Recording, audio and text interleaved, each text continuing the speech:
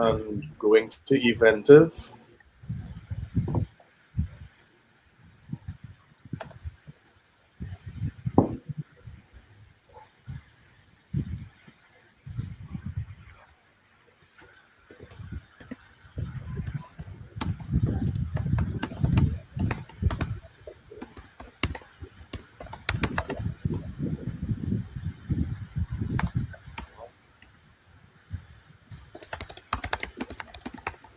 And we are live. Hi, everyone. Welcome. Happy Sunday. Good afternoon, good morning, good night, wherever you are in the world. This is the Africa Film TT Youth Conversation. The eyes that hear, the ears that hear, the eyes that see. It alludes to the role and responsibility of the younger generation, yes, of the African diaspora to pick up, preserve, and ultimately pass on the culture of the older generation. So, we have a beautiful panel joining us today. Yes, we do. And that panel starts with Miss Amanda Mendes. Amanda is a graduate of the University of the West Indies, St. Augustine campus. She majored in both film production and literatures in English and had the pleasure of being acknowledged as the Faculty of Humanities and Education's 2009 valedictorian. She is a digital painter, channeling her home space as a muse with her passion for history and poetry. Hi, Amanda. Following Amanda, we have Hi, Ashanta. everyone. We have Ashanta Millington, who is currently reading for a film production major with a minor in culture studies at the UE St. Augustine campus. And she has an interest in Black consciousness, which stemmed at a very young age, mainly due to the amount of calypso and kaiso her mother loved to play when she was in school. And of course, she loves the double entendre. And I get she's a fan of the Mighty Sparrow, and she's a little nervous today, but that's okay. She's safe in this space. Joining us from Barbados is Mr. Jason Fitzroy Jeffers, who is a Miami based filmmaker and writer whose work focuses on giving voice to the often marginalized stories of the tropics. And he has produced a short film called Papa Machette and Tea that have both been screened at festivals such as Sundance, Blackstar, and Berlinale. He's also the co-executive director of Third Horizon, which is a creative collective that stages the annual Third Horizon Film Festival in Miami. And it's a showcase of cinema from the Caribbean, its diaspora, and the global South. Finishing up the panel is Mr. Mason Richards, who is a writer, director, and producer with over 20 years' experience in the entertainment industry. He was born in Guyana, South America, and emigrated to Brooklyn, New York with his family at age 7, where he spent most of his youth and first discovered his talent for the arts. He is a graduate of California Institute of the Arts with an MFA in film directing. He has an award-winning short thesis film called The Seawall, shot completely on location in Guyana.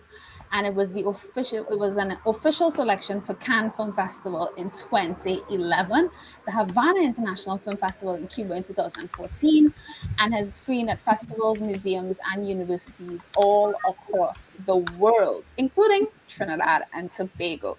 So welcome to my beautiful panel. And before we get into it, Ashanta submitted an Olive Senior poem for us to start the vibes with today. So we're going to jump into that. And I haven't read this poem in a really long time. And it's called The Knot Garden. Gardening in the tropics, you'll find things that don't belong together, often intertwined, all mixed up in this amazing fecundity. We grow as convoluted as the vine or vice, and just as quickly.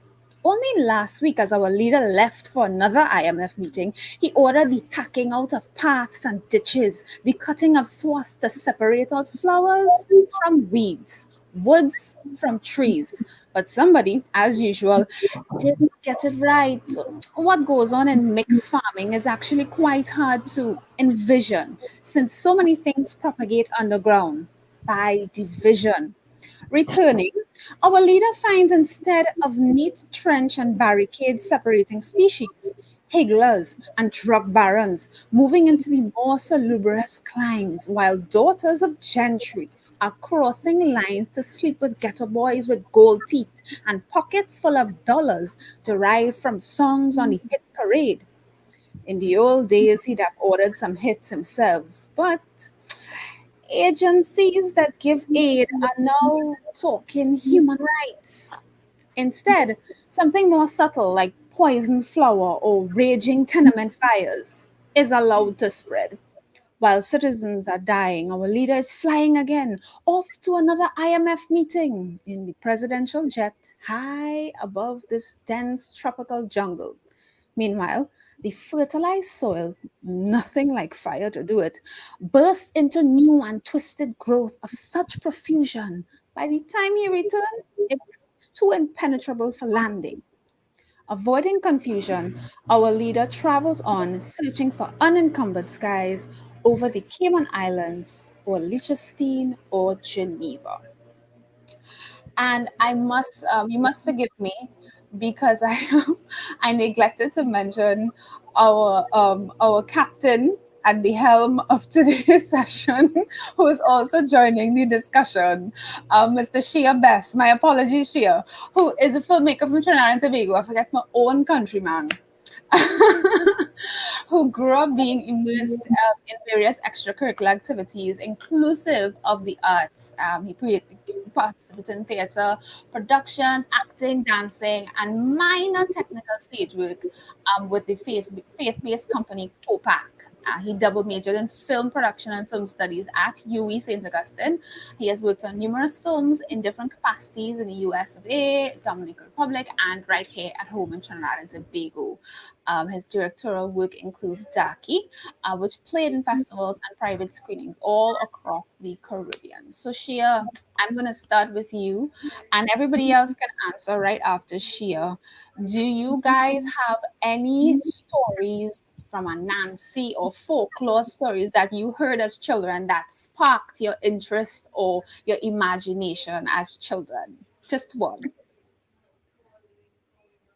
I think everybody in the Caribbean probably read that big graphic textbook that was short and featured all like the Caribbean folk creatures from Papua, Nancy, those things. And I think that really stuck with me versus all the other Caribbean readers because, well, I think because of the art style, it really stood out to me. And I remember reading stories of Papa Bois and Le Loup well, the Lago Who here, and in French Creole, they say Le Loup Garou.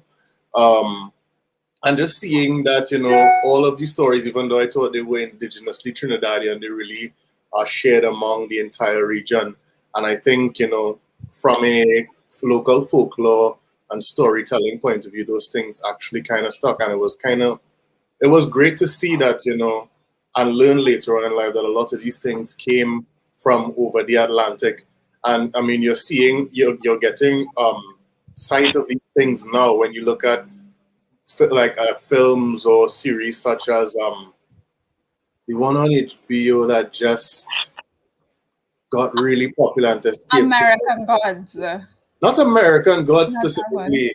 one. Okay. They made reference to it too, but it was the other one with all the people of color. Can somebody remind me of it? Anybody looking at that? And it picked up some awards recently, actually. Wow, we are doing such a horrible job. Say which one again? It's an original series HBO, and it features Oh, Lovecraft Country. Lovecraft Country. Yes. There we go. Nice. Amanda, any folklore or stories that stood out to you that sparked your imagination as a child? I think for me, it was Carnival, like Moko Jumbies in particular. I think they kind of represent such a divine image, and for me, growing up, it always captivated me. Like, what's the purpose of this? How are they towering over us? What is their meaning and their purpose for being implemented in Carnival? How has that transcended from Africa across to the Caribbean, and how do we still celebrate that there? So I think for me, Carnival and the Carnival characters always stood out for me because they kind of celebrate traditions that we still hold on to and we still carry, and we still want that protection and that heritage from Africa and our African ancestors and their traditions. Mason, what about you? I know you left when you were really tiny, but what what stories did you hear from your parents or grandparents? Well, yes, as the elder in the room, I left Guyana when I was like 7 years old. I was very young. My family immigrated to Brooklyn, New York.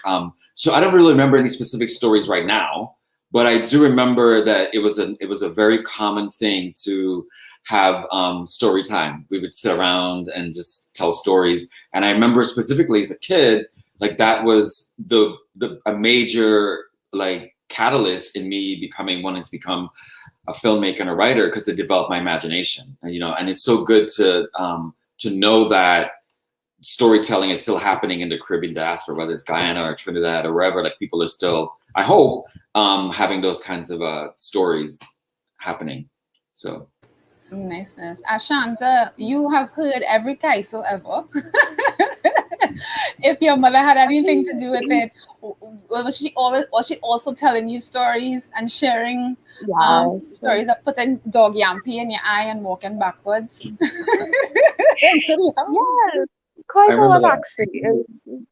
It was really just growing up and having family gatherings, and they would sit you down and they would tell you all these stories. Like my mom would have told me about the time she saw a sukunya, or the time where they said you're not supposed to stay up here after dark, like stories about Dwens and all of these things. And then going into secondary school, like with Amanda, the carnival characters, and being hooked on it and wanting to know why. Just like, why are all these things the way they are and how do they connect to our history? Niceness. Jason, what about you in Barbados? Do you have any sukuyas flying around that terrified you as a child? No, we don't have the Sukuyon here in Barbados, but we did have the story of the steel donkey, which is a donkey made of steel with eyes that would blaze and shoot fire, and you would be able to hear it from miles around. You'd hear it was like dragging chains behind it, and you could hear it. It was supposed to be a terrible sound, and whenever it arrived in a particular village, stones would rain down from the sky on people's houses.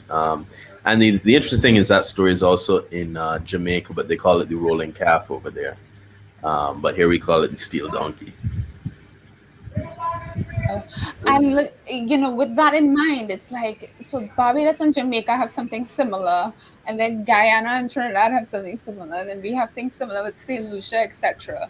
So if we have all these things in common with each other, do you all think that we should be collaborating more to create these stories and sharing them beyond the Caribbean or even within the Caribbean? Because I didn't know about the steel donkey. Do you all think we should be collaborating more? Yeah, I mean, I think we should be collaborating more in general, whether or not we share these stories. I think that I look back to the West Indies, the Federation of the West Indies, that was ultimately unsuccessful, but the spirit of that is something that I think we should all be looking towards. We share so much in common.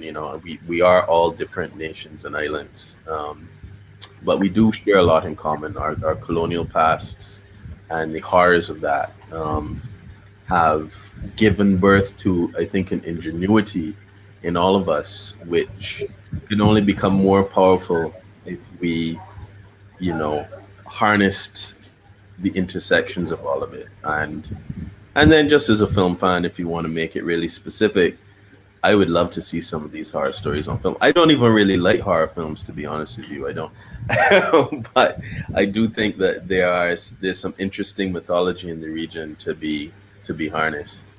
I definitely want to echo what Jason is saying there, because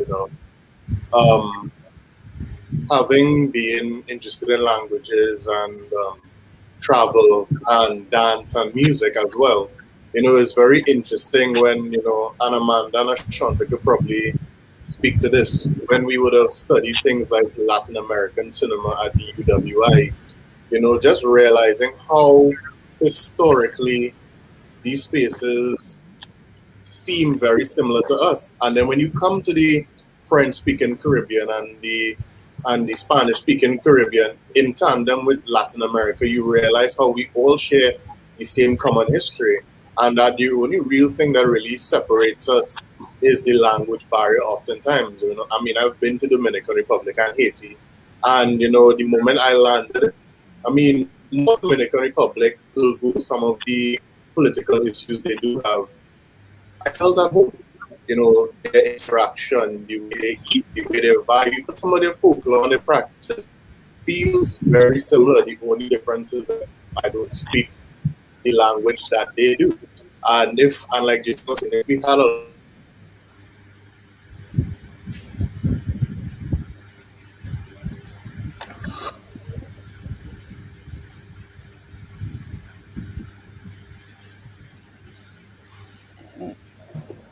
that's sorry, I think I broke up there for a second, but Yes, I I was think wondering if that was you or us.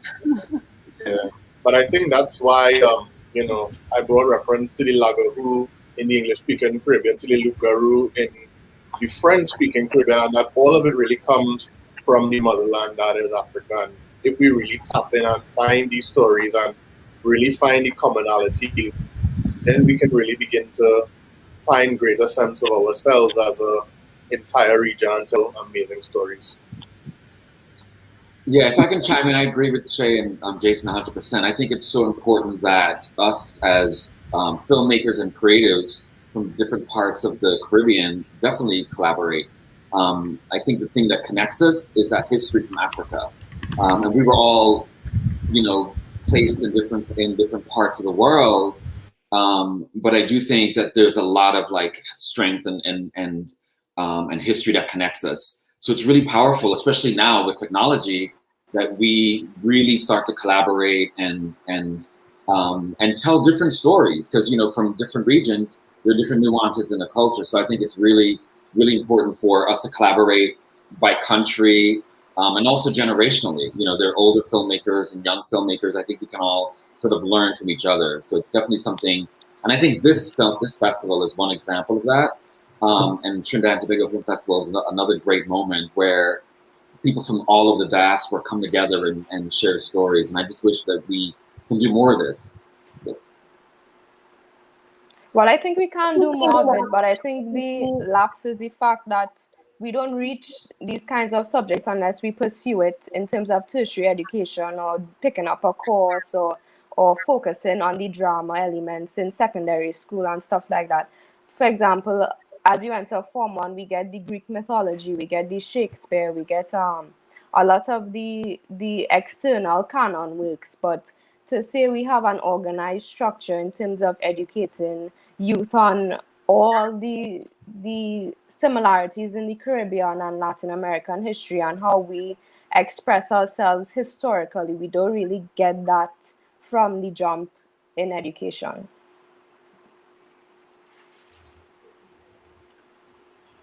Ashanta, any thoughts on that? Like Amanda said, that you don't really get it unless you focus on these things. You don't get it from your education.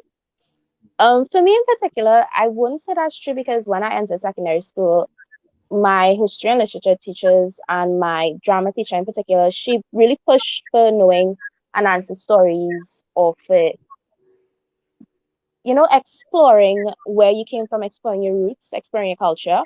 And what would have got me into film, like I think I mentioned before, is a book.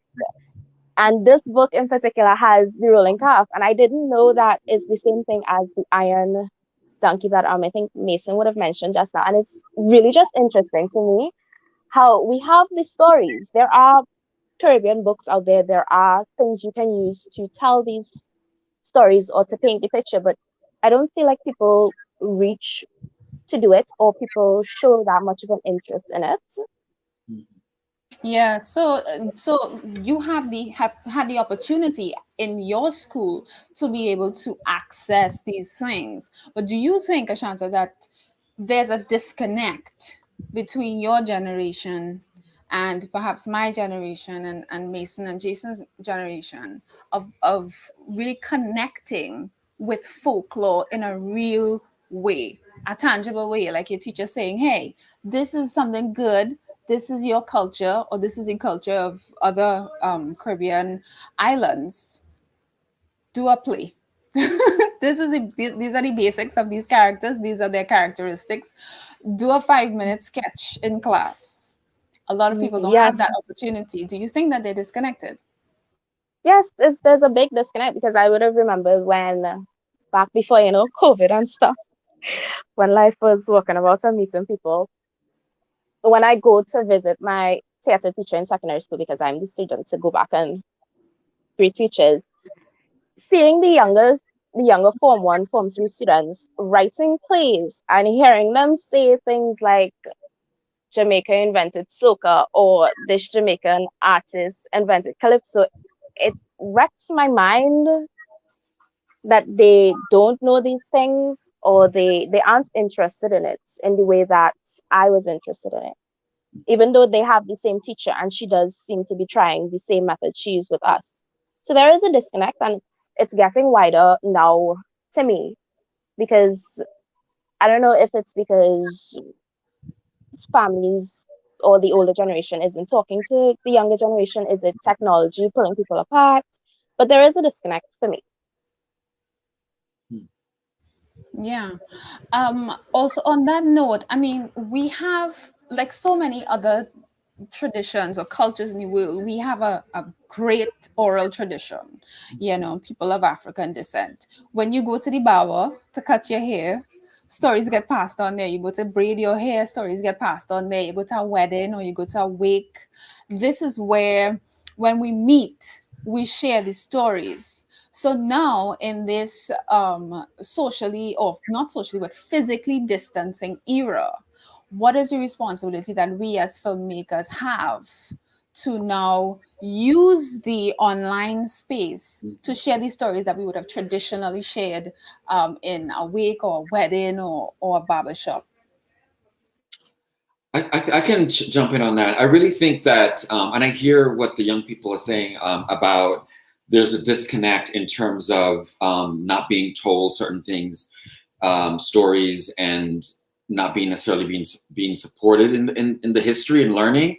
But I really think that this is a moment for young people to not ask for permission, but to also take advantage of the moment to use technology to get those stories. Like you're saying, like we have a history of oral tradition, like we pass stories on by sitting around and talking about them.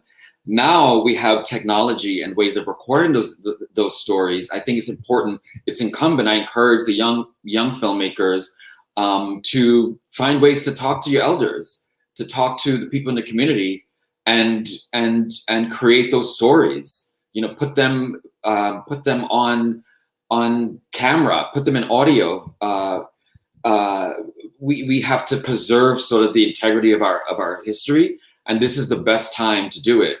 When I made my film in Guyana, I went back home, and we call it home. Yeah, I grew up in New York. I went back home and I talked to my grandmother, and I got connected in that way. But I had to take the initiative without asking for permission to really tell that story. So that's my advice to the young filmmakers, is that we should look at the work that we're doing as a craft and take advantage of technology to really own our history. I'm running with that. Don't ask permission. Go through hard. Yeah, I'm seeing that we're also getting comments as well too. Thank you for putting those up, Shea. Amanda, do you talk a lot, especially when we were getting ready for this session, about passing on of that institutional knowledge? And so piggybacking on what Mason is saying, in the documentation of this work, how do you think that we can make sure that as a Caribbean people or as Black people from from Africa, people in the diaspora, how can we make sure that as the CARICOM or whatever united front we present, protect our intangible cultural heritage, like the stories of our folklore, but also the intellectual property of Caribbean and Black people? How do you think we should approach that? That's a big question. Well, I would actually say the opposite of the statement, curiosity killed the cat. We have to take that to the opposite. We need to be curious. We need to be searching. We need to be in our frame of mind to find and to discover, because there's so much from history, decades, centuries long, that we don't know.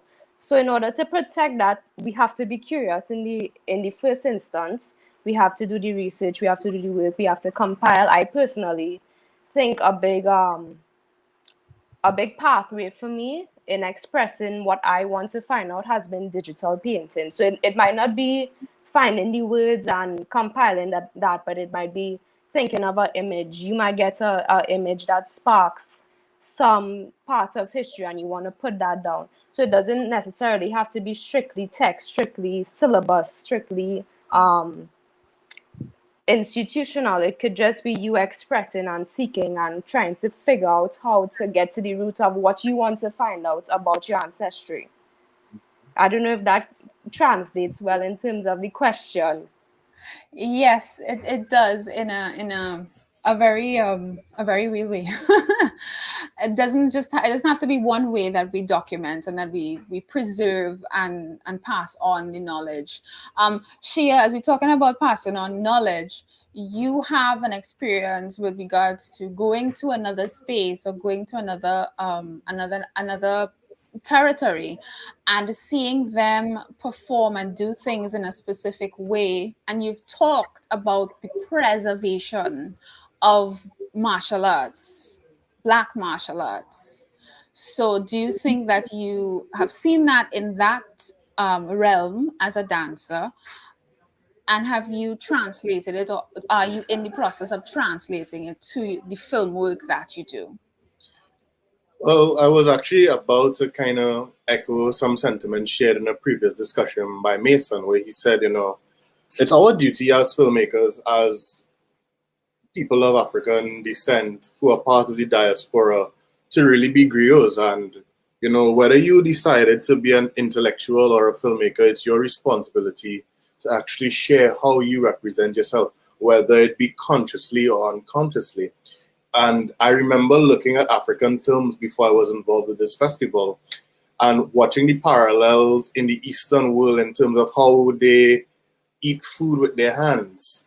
And it starts the digestion process, and it's very something that's tangible and that's real, and how that's kind of passed on into our own contemporary Caribbean lifestyles. Not as much anymore, because I remember, I grew up in what we call the city in the Caribbean, but it's not really the city.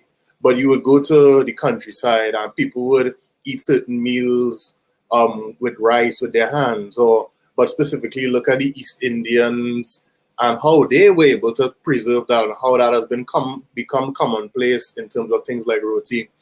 In terms of dance, however, it's about really, and like Amanda saying, it's consciously allowing yourself to become researched and knowledgeable as much as you can, and defer when you don't have all the answers. Because it's important as us, if we are putting something on screen or doing something in front of an audience, it's our responsibility to understand and to explain that the correct thing is being shared. In reference to what you were saying with dance, I remember I was with Eddie Torres in New York and doing some other salsa and bachata workshops abroad and online and locally. And one of the major things was how you map knowledge to your expression. And I remember somebody once saying that, mambo or bachata in its original form, these things are direct derivations of what the slaves used to do. Son is the music that came across the Atlantic and birthed all the music that we know today from soca to dancehall to bachata to salsa to merengue. And I remember when I was doing a move, I was basically doing like a shoulder shimmy with my elbows out, and I was stepping around in a circle. And we were barefoot in the class because the instructor wanted us to ground ourselves to the drums that they were playing. And he was like, okay, yes, y'all are doing the moves, but I want you to imagine yourself being a slave with a shackle on your feet, and you are unable to move your leg span outside of a certain width. And he's like, when you embody that and get that level of that depth and understanding, I instantly felt myself translating that into my movement. And then people were looking at me and was like, yeah, you have the sabor. Ya tú sabes. And that translates to me like, yeah, you got the flavor, you got the sauce, as we younger people like to say. And the reality of that is that sometimes consciousness affects the intention of what you do. And that happens in filmmaking, it happens in dance, it happens in any creative medium. And I think that's very important. When you understand the why, it changes the how. And sometimes it's not necessarily about preaching to people, but people need to know certain things in order for them to embody and embrace or dismiss certain things that we do unconsciously. Yeah, definitely. I appreciate your statements and your why changes the how. Yeah, your intention. Was your intention behind this specific move? Was your intention behind this shot? Was your intention behind the composition that you've chosen?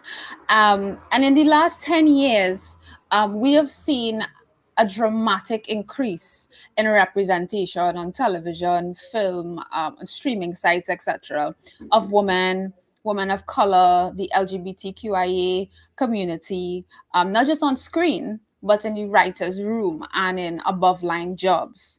So, with the notion that if you aren't invited to the room, create your own room or create your own space. So I'm wondering if that was the thought that Jason had when he created his film festival in Miami.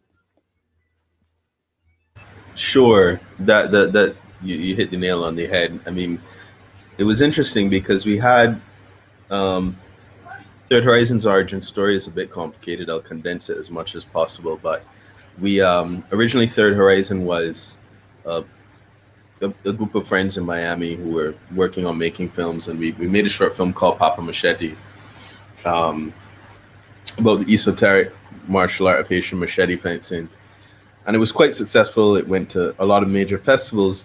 But what we realized is that we were often the only Caribbean people in the spaces that we were going to, these really lauded, celebrated, very exclusive film world events, and it felt like a great accomplishment to be there, but then to look around and not see faces or hear accents that sounded like your own raised a lot of questions for us. And so that is what led us to create Third Horizon. And we later teamed up with another group in New York called the Caribbean Film Academy that were born of a similar impulse. Brooklyn being one of the great strongholds of Caribbean culture in the wider diaspora. And they started screening films in corner stores in New York, and then eventually moved on up to screening at theaters across the city. And we eventually teamed up to create what we now know as Third Horizon, this larger entity that throws an annual film festival and produces films and supports filmmakers from the Caribbean. But it was all born, whether in New York or Miami or, it was all born of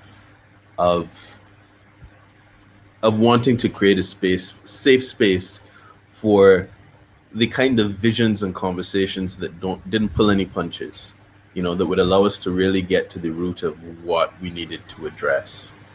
Because so often, I mean, the interesting thing is you mentioned representation just now. There's one of the things that I have been seeing recently is there is certainly a lot more representation now. However, a lot of it is just,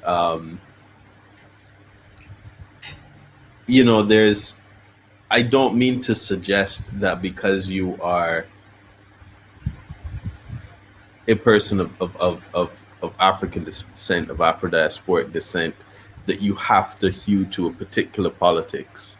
However, I have noticed that a lot of the films and television shows that we are seeing being supported and funded now, featuring creators of color, many of them, they pull their punches. Not all of them. There's some great stuff out there, but many of them pull their punches. Many of them are just kind of papering over. Funny that I would use that analogy.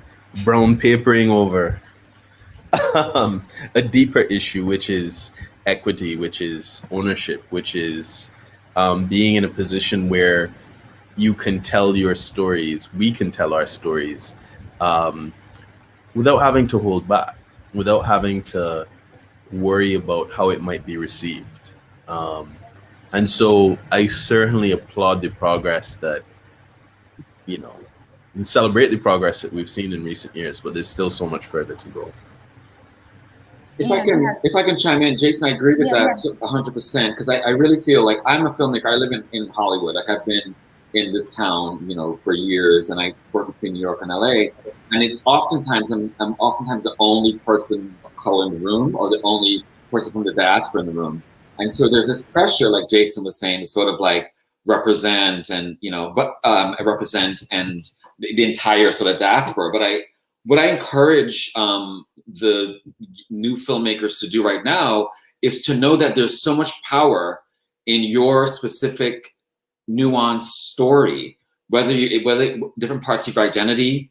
There's a hunger for that specificity in your story. And for me, what helped me to get more confidence is having forums like this, having the Third Horizon Film Festival workshops, joining the community of filmmakers with the Caribbean Film Academy, and reaching out and trying to find other people in the diaspora to sort of support me as a filmmaker. But it is something we do have to be active in terms of like seeking out these communities. And the one other thing I want to say about that in filmmaking, I feel like filmmaking is didactic, like it's two parts, right? The one part is for you as the artist to sort of work through whatever story you want to tell, right, as an artist. But the second part is also to reach an audience. There must be a focus on like, what are we trying to say about the characters or the culture? And so I really think that moving forward, if we're going to push this agenda to not do the work that Jason is saying, like sort of like glossed over, is we as filmmakers have to see it as a legitimate craft, right? And get the support. We have to find the support from our community, our countries, whether it's the government or NGOs, and really craft a community, a more robust filmmaking community to support each other, because it gets lonely out here. You're out here and like Jason was saying, I was in France at Cannes talking about Guyanese culture, and I was the only one there. And so people had like a limited knowledge of the culture. So I had to do a lot more research to figure out how am I presenting or representing our culture. So it's a tall order, but I really think the good news is that we have forums like this, right, for young people to sort of take advantage of. Thank you, Mason. Thank you. I want to head across to Ashanta and ask if you had one thing that you could choose to produce as an upcoming filmmaker, what would that be? Okay, let me see. Oh. Okay, she bring receipts all year. Nice. Great. That's what you want to do. Okay. This is your fangirl moment. Go. Okay, so this is the book that pushed me into film, actually. So it's really, really cool. It's about a Jamaican boy, and what I love about it is the fact that it's island fiction. And being a child growing up, I've read every single Harry Potter book, Percy Jackson, you name it, I've read all of them. And I never got a Caribbean book where the characters are like magical and things like that. I never experienced that before. So like when I found this book, when my mother bought it for me, I was over the moon, and I was like, oh my god, this is also a book that I would have first known about the rolling calf from Jamaica and I think Barbados. And it blew my mind. I was like, this is so cool. Like, why don't we have this kind of representation? Like, how come I don't see myself on screen like this? Because this book is, I'm really excited, if you can't tell. Yes, we can. But I will read the summary in the back for you. Marasa is a 15-year-old Jamaican boy, is catapulted into a wondrous world of natural mysticism. His twin brother Wiko is dying and no doctor on earth can save him. Guided by Kundo, the mystic warrior, Marasa transcends time and matter into an unknown destination, a planet called Urunda. If he accepts his responsibility as a marshal or warrior of light, he can rescue his brother from the clutches of death. But first, he must make a spine-tingling journey, confront the challenges of mind and spirit, and meet the beautiful and exotic Akoya. As his mystic gifts awaken, Marasa must learn to master the very power that threatens before the night of the indigo moon. Can he overcome all obstacles and prove that he is worthy of the name of Marshal? It's a beautiful book because it also connects African ancestry and all of these things. And the description of the persons in the book, like the African warriors, and talks about enlightenment and certain deities, as I was really and truly blown. So like this would be my top pick. Even though it's a series, and I can't find the rest of books for it. But this would be my top pick if I get to produce it any day. Like I would run with the chance. This is the one. This is the one. And to piggyback on what you're saying, there's so many stories that we have in the Caribbean are based off of African proverbs or African folk tales. Should we be utilizing film and television, but also the process of filmmaking, show running, etc., to reconnect with Africa, with the continent? Shea could take that one, or Amanda. It's very funny because I don't know. I mean, we take. I think it's important to know where you come from to know where you're going. So you don't necessarily have to perpetuate everything, but understand where you go comes from a deeper place. And without talking too much, I've actually been writing a mini series of some sort of local anthology. And what's interesting is that out of this conversation, unconsciously, a lot of the characters which I've been writing, they represent us as a Caribbean people, but they also go in to explore our folklore and even traditions that would have been passed on before, inadvertently, not necessarily through direct characterization, but more through nuance and performance. And just looking at all the very myopic things that sometimes we gloss over. But just to echo what Mason says, it is our nuances that make us strong and who we are. And it's looking at those things in our various bodies of work, from your productions, Tyker, to the work Amanda makes, to the work that Ashanta makes and wants to make, what Third Horizon is doing, what Mason is doing out in LA. It's just having the strength in that nuance. I don't know if anybody else wants to jump in on that. There's one other piece I just want to say. Ashanta, I think that's great that you have that story and you're excited about. I can feel your energy, and you did a really good job of pitching it. Like that sounds great, And I think that another part of the conversation that we need to think about as creators is intellectual property, right? Like thinking about how do you have this idea of this book or this story, how do you craft that into a real thing, right? And like Ashanta, that may seem like a big thing, that whole book and the series, but there are ways that you can scaffold a project. You can take the character, do a short film, get your friends together and do like a 2-minute tease, right? And figure out ways to sort of make that project. So sometimes we feel limited in that this is the scope of a project, but you can do like a proof of concept, something that's smaller, and then build up. I mean, that's what I did with my film, The Seawall in Guyana. I'm working on the feature, but the short, it was 10 minutes, right? And then, you can grow a project. So that way you're not limiting yourself from doing that. So want to put that out there, that we should be thinking of ourselves as not just the creative part of filmmaking, but also the business side of it, as producers, as how do you get the rights to your project? How do you own your intellectual property as well? Yes, and that brings me to a question that I have for all of you in terms of, should we be, as CARICOM, working together on getting us the ability to distribute the work, which then comes with, okay, you make the film, you do that 10 minutes, then you pitch a series that is a 25-minute episode, 13 episode arc.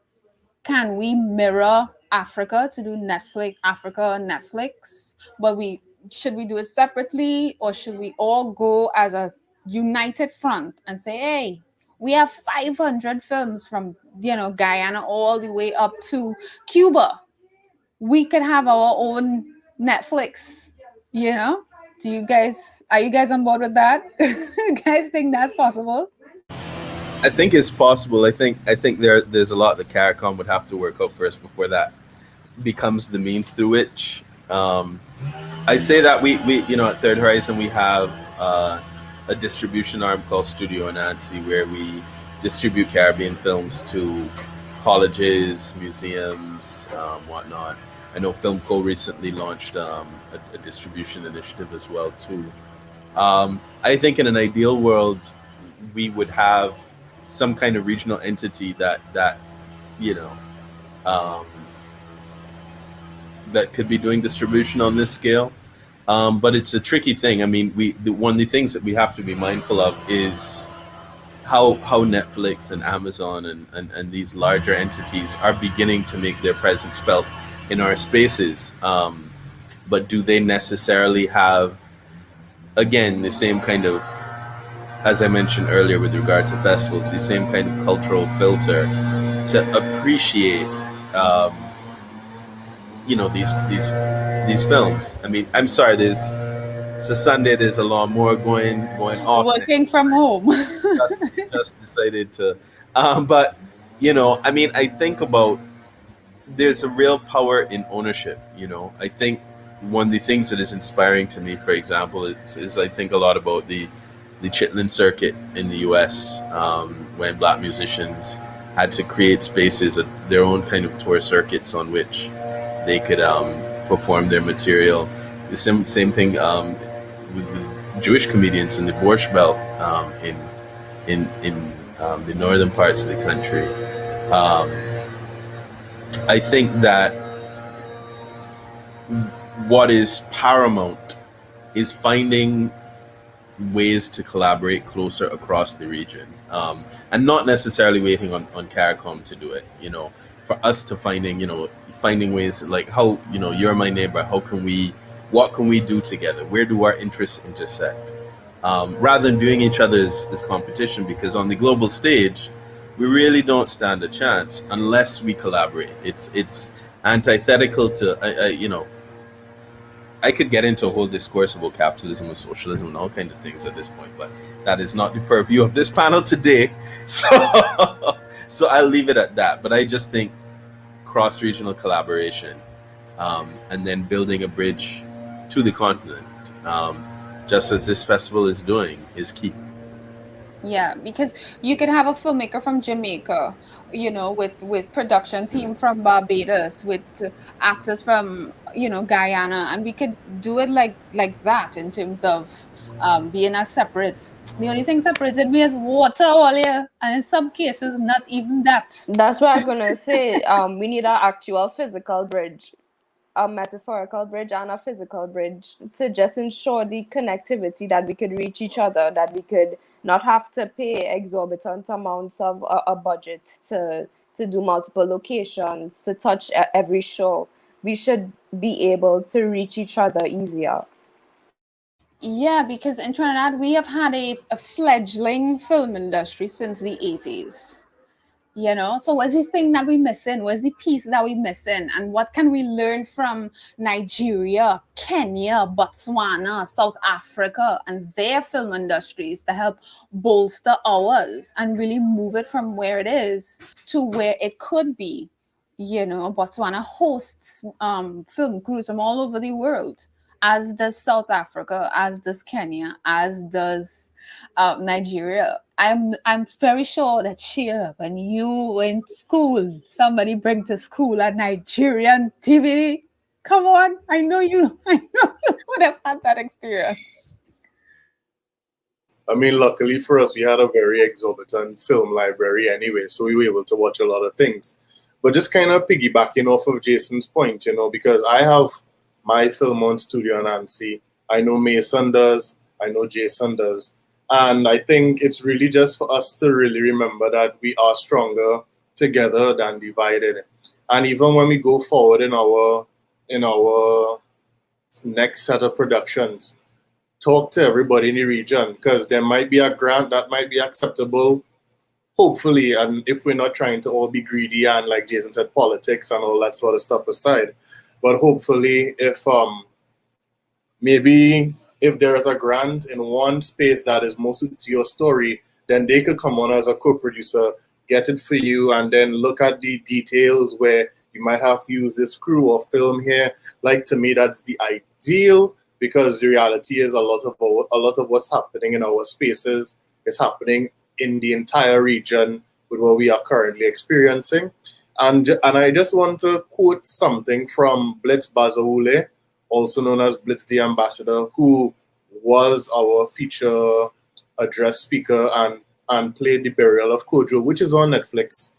He played it and he premiered it in the Caribbean at the Africa Film Trinidad and Tobago 2 years ago. For those of you all who don't know who Blitz is, he is the director that's carded to work on the new Color Purple, executive produced by Steven Spielberg and Oprah. And it's about extending the ladder. That's what he was talking about. Always extend the ladder. And I think part of extending the ladder means being connected to everybody that you know. Sometimes it's like I've always said, it's always been grateful to be a part of the Caribbean, because we're like salt, we're everywhere. And even though sometimes I may forget to add people on social media, when they pop back up, I'm like, oh yeah, I need to add everybody. I need to be building relationships with everybody, because, like Jason said, you don't know who's the next person to get the break. And the reality is, it's not about, oh, Mason or Amanda gets their chance. Oh man, that's it for me. It's about, no, if Amanda gets it, Mason gets it, Jason gets it, that means when it's my turn to get it, I can use them as references, because they stand as examples for models that make it. And it goes out into a wider audience. So really, it takes a village to raise a child. And if we want to move from fledgling, we need to be having this conversation all the time. We need to be following each other on social media.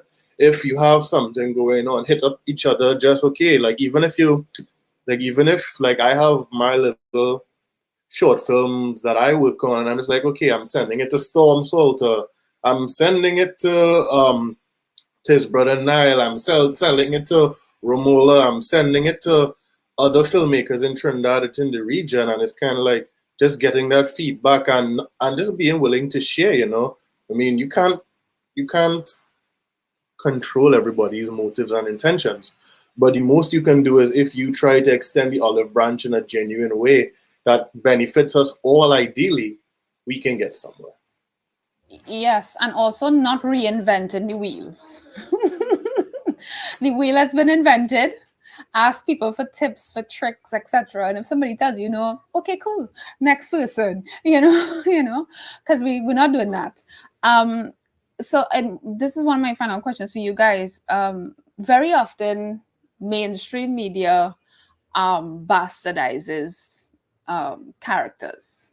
For example, from the Caribbean and from Africa, they play on stereotypes that they have created about African, Black, West Indian, Caribbean people. And so you'll get the entertainer at the resort, or the snarky Jamaican waitress with the attitude from the islands. Most times they portray us as the butt of the joke, or just a laugh, an easy laugh. And they are very, very they don't train them to talk like we properly. So the accents they bastardize our accents. Are you guys proponents of, but when you mainstream, to ensure that characters that are written, that are Caribbean, that are West Indian, are not flat, but are three-dimensional characters that not just look like us and kind of sound like us, but is us, is we? Are you doing that? Yeah, that's essential. That's not even a question in my mind for the work that we are in the process of creating now. And yeah, it's a kind of a hard and fast rule, because there have been too many examples, as you've just stated, as Caribbean people in Hollywood, American, or even European films just being silly, frivolous characters, and then their accents being some kind of hodgepodge of somebody's impression of a Caribbean accent that is really doesn't hew to any of our linguistic rules, um, which are very firm, So yeah, no. Anyone else want to jump in there on that question? Well, I think if even if it's intentional or unintentional on our part, that counter narrative would overlap any lack or failure in representation. So I think if we approach with the genuinity of showing yourself, showing your people, and just moving with that as your goal, your counter narrative would already be strong enough to not even have to be a response to misrepresentation, but it would just be like the real deal. This is us. This is not a farce of what we are culturally and socially and together or globally. It's not a farce, because what we put out would be more genuine in that regard. Definitely. I think the issue is some of it is that there aren't enough images of the different parts of the Caribbean identity. Like there aren't enough strong images about people from Barbados or and so we're stuck sometimes with representation that's two-dimensional. So I think again, it's incumbent on us as creatives to like really develop these three-dimensional characters. And also to realize we're not a monolith, like we are different, and I encourage the filmmakers, the young filmmakers, to write characters that are three-dimensional, that have flaws, that are beyond the typical ideas of gender representation, beyond the stereotypes of what masculinity is. I think we have to push that envelope within our community, right, to start to formulate that identity, so it doesn't become the sassy Jamaican waitress, right?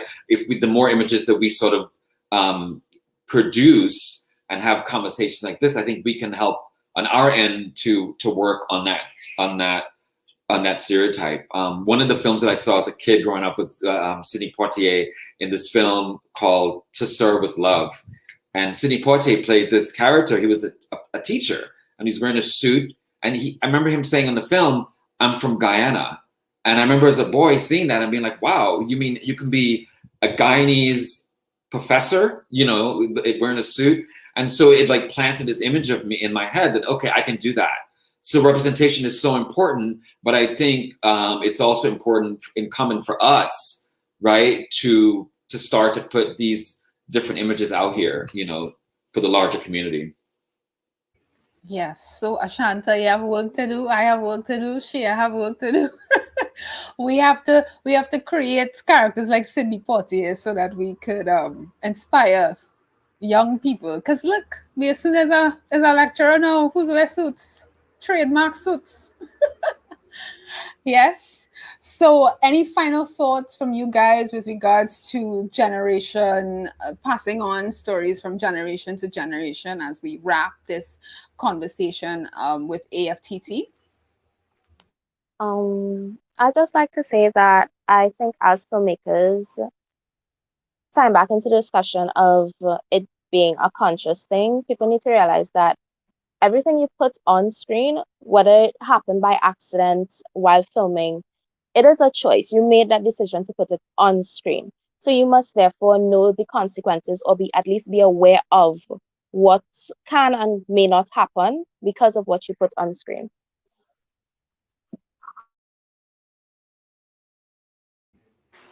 I think so too. I think you need to have intention in your curiosity and in how you shape your craft. What is your intention in creating images that are positive, uplifting, that youth, even at-risk youth, they could attach themselves to these images and see that their life path could be different. They could express themselves thoroughly. They could see themselves being represented. So definitely attach proper intention to your curiosity and how you form your craft, because you never know who you impact. You never know who's going to take a sentence from your script and remember that for the rest of their life, or remember that to choose their career. So in terms of even the film industry budding and building further, we could speak now and don't know that we encouraging hundreds of students to pick up film and build this industry. So everything that we do now, even though if it's in a smaller branch, it would keep growing forth and multiplying. We'd never know who we impacting in what we put out. That's what I would say. Yeah, I would add that I'm old enough now to remember when we didn't have cable or anything or any equivalent here in Barbados. We probably got cable when I was 9 years old, and even then, that was only 4 channels. That was Lifetime, ESPN, and CNN and TNT. But before then, we used to rent VHS tapes from the video store. I still have some right here, you know. But it's interesting to me how much, and I certainly I was a cinephile even as a kid. I spent a lot of time in the video store, but it's interesting how piping in this television, this culture has affected everyday life, and I think it is our duty to consider all of the ways in which this piped in culture, right, this cultural imperialism, affects how we think, how we feel, our desires, our goals, how we interact with our neighbors, and as filmmakers, to ensure that what we are putting on the screen, not that, I'm not here to prescribe to anybody what kind of films that they should be making, but I think we have a duty to put on screen things that are true to who we are, that have not been imposed upon us. And the interesting thing, which I really try to share with people who, for better or worse, ask for my mentorship, is what I try to guide them towards is that the more authentic you can be to who you are in your filmmaking, the more of a chance you have in the wider world, because there are 1,000,001 people who can make slick looking music videos, or who have gimbals and drones and can do all kind of, that is not inherently interesting. It's polished, but it's not inherently interesting. At the end of the day, can you sit down in front of somebody and tell them a story that is at once maybe something they have never heard before, especially if you're speaking to somebody from beyond your borders, is something that they've never heard before, but still connects in the depths of their heart as something that they completely know. It is at once completely foreign, but completely familiar to them all at the same time. I think that is our duty. What can we make and put on the screen that is completely true to who we are and communicates that to the rest of the world, but it affirms it for ourselves in our community, that we are strong in who we are and will not be imposed upon by bigger, more well-funded spaces and filmmakers and entities. Yeah, I'm gonna jump in because I don't want to go last, so I'll leave last for Mason. But yeah, just echoing what like a lot of everybody's been saying, and I'm also just looking at the comments behind the scenes as well from our audience, especially on the event on our website platform, and it's just owning and like Erica saying behind the scene, owning and valuing who we are, and authenticity, and that's true. Like Mason and Jason and Ashanta and Amanda saying, right characters who represent you well. I mean, while I don't believe in telling people what films to make. There's a part of me that almost is like it has to be dogmatic, like because we have to make what our own mainstream is. I'm looking at how Africa right now on the continent, Nigeria, Ghana, Angola, these places, they are coming out, South Africa, they are coming out unashamed and unabashed and putting out their own aesthetic and narratives, especially with fashion and music and what that style is, looking at Western stuff and what's trendy, but also what is making it unapologetically African. They're not trying to go buy nice buildings. You look at the fashion scene in some of these places with the African version of what the Italians call Pitti Uomo. And these are guys like dressed to the nines, but they're like on dirt streets. Or you have people in bright, vibrant colors, and they put them next to contemporary buildings or landmarks or iconography, and they are now representing themselves in a way that's true. And I really felt what Jason is saying, because I know growing up, it took me a while to really it took me probably watching Amistad when I was 9 or 10 to kind of be grateful in honoring where I came from and be happy of being a black person. Because if you watch cable TV, it's been imposed in us that you didn't want to be black because you were either the gangster, you were loud, or as Asha Lovelace is saying behind the screen, the pan man selling roti on The Amazing Race or something. And that's funny because that was actually shot here and we still did it to ourselves. And I always remember, growing up watching extreme sports and watching all these movies. And like when you'd have dreams, you'd dream yourself white because there were no black people like Tony Hawk or like all these other icons. And the reality is now we have a lot of these people creating diverse characters. So, write things you love, show that you can be the black James Bond in the Caribbean. I mean, there's a lot of stand-up jokes about how a black James Bond would stand out. But I'm like, in the world that we living in today, that probably may not be the case.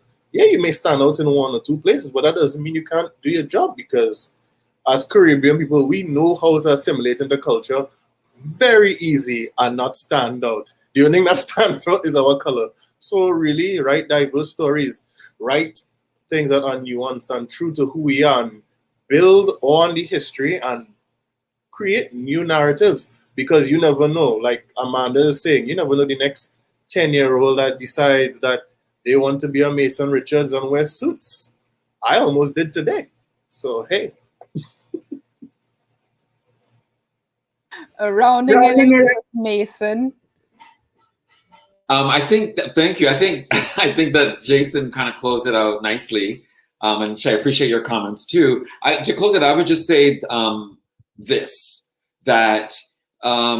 there's a lot of conversation nationally about generational trauma, right? We talk about the idea that we, as current people, like living currently, we have the trauma and the pain and all the stuff that happened to our generations from generations ago still in us.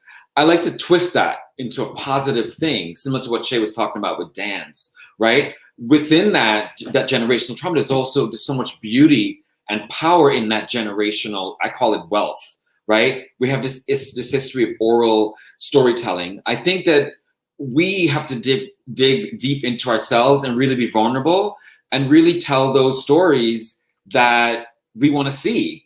And there's opportunities to do it, but we have to make ourselves vulnerable to sort of make that happen. And I agree with Jason 100% that the more authentic that we are, the more our stories will have reach and have more impact for the next generation coming up. So that's all I have to say. Lovely. Thank you so much, Mason. Thank you, Amanda and Shea, Ashanta, and Jason. Of course, thank you so much to AFTT for even saying we want to have this discussion. This discussion is important. And of course, I think what we're going to leave with today is Be yourself, please. Please be yourself and learn about yourself, learn where you've come from, so you know where you're going. Yes, create characters that sound like us, look like us, and that will inspire other people within the Caribbean. Of course, like any story in the Caribbean, we go crick crack, monkey breaky back for a piece of pomerac.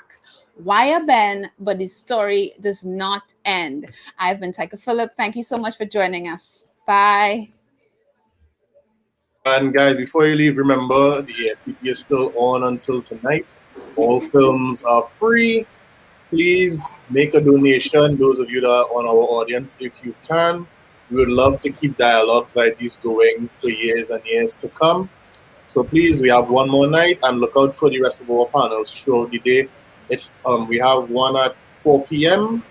with with a world-renowned African photographer based in London, and then we have our closing night panel, moderated by Attila Springer. So look out for those things later on today, and thanks again.